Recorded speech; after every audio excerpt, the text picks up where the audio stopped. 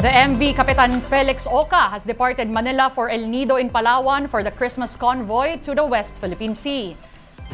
The mothership, carrying 40 volunteers, will embark on a civilian-led supply mission to WPS and will join several smaller boats later. The main ship is loaded with essential supplies which will be delivered to fishermen and frontliners in parts of the Philippine Exclusive Economic Zone. The MVP group of companies, including Meralco, Smart PLDT, Metro Pacific, and Makati Med, donated provisions for distribution. One News anchors Ed Lingao and Gretchen Ho are joining that Christmas convoy. Kaya makabalita na tayo ngayon kay Ed. Bok, kamusta? Handa ka na ba at nakaimpake ka na nga ba? Sa likod ko, nakakalat pa yung gamit eh. Right now, I'm still packing. There's still a lot to pack because it is going to be a 2-day voyage. And we are expecting, of course, there to be no cell phone signal. And so we have to prepare for satellite transmission. We're doing it two ways. One is with the Starlink satellite internet, which will be loading separately. The other one, the other option, the second option, will be with the use of basically a satellite phone. Here, I have a satellite phone here from Smart with extra batteries and a headset. That's going to be the alternate means of communication in case the satellite internet does not work and we cannot go on video calls. So that's the way we intend to be in touch with you guys. Aside from that, of course, a rugged laptop that's basically waterproof and solar panels for charging in case we run into any kind of trouble. And solar lights. Where are you? There you are. Solar lights. Oh, cannot see it. There you go. Solar lights. And some provisions as well, just for emergencies, like high energy protein biscuits and a mini stove. So madami-dami pala ang bit-bit mo, Bok, no? Pero Bok, alam naman natin na... Also a drone.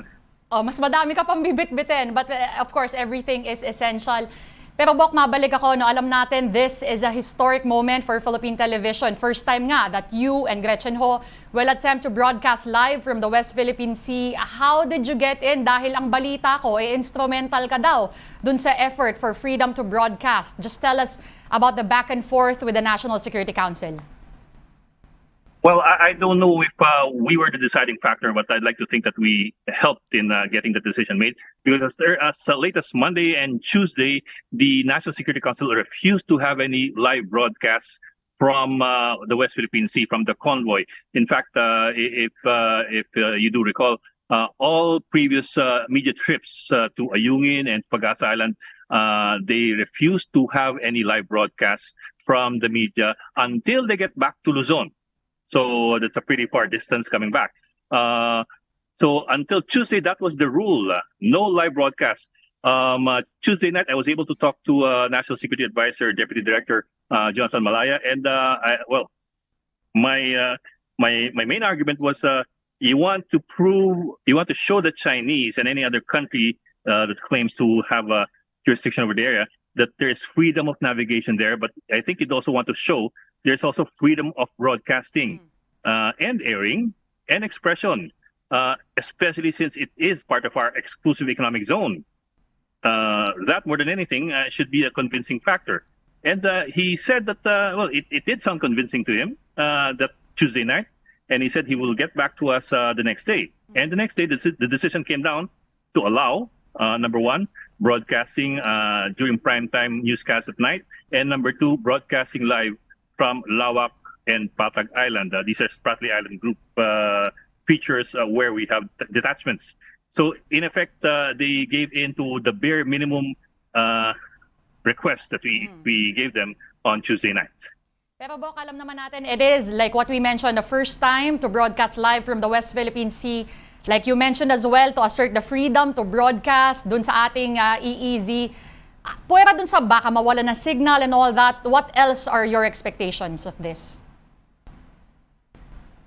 Well, there are other things on the table as well. The most obvious thing being the possibility, I'm not saying probability, I'm just saying the possibility of actions by the Chinese Coast Guard and the Chinese Maritime Militia that could hinder the movement of the convoy. We have seen that in the past. In the past, resupply missions being conducted by the Philippine Coast Guard and by the vessel that was leased by the Philippine Coast Guard.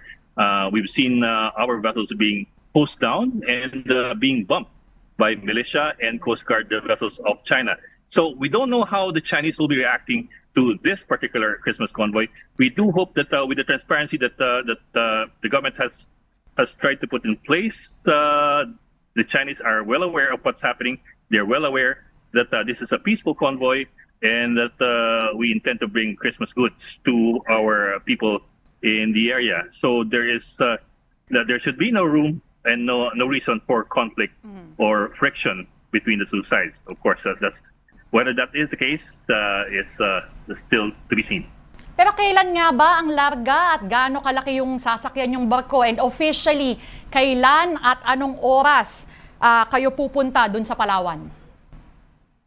We're flying off to Palawan tonight at around 7:30. But the boat itself that left the South Harbor this morning will be arriving in Palawan on Saturday night or Sunday, and we will be boarding the Captain Felix Oka, that's the mothership, on Sunday. I think Sunday dawn.